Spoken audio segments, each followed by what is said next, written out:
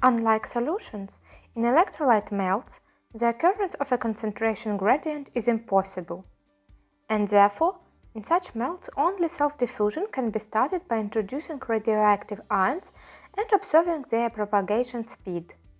The self-diffusion coefficient in melts is of the same order as in aqueous solutions at room temperature.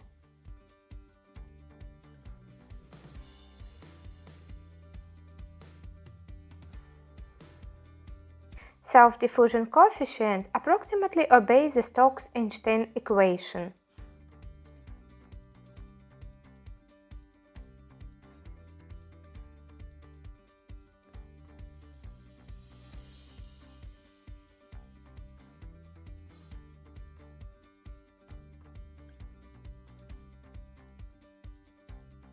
At the same time, the Nernst-Einstein equation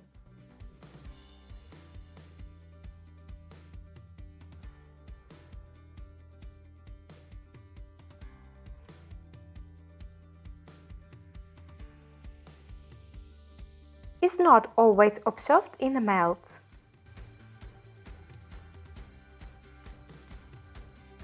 This shows the complex nature of self-diffusion. For example, in a sodium chloride melt, both ions and ionic pairs are present.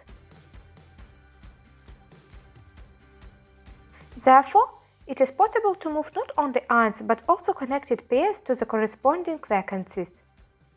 This additional transfer mechanism contributes only to the self-diffusion process and reduces the electrical conductivity since the ion pair does not carry a charge.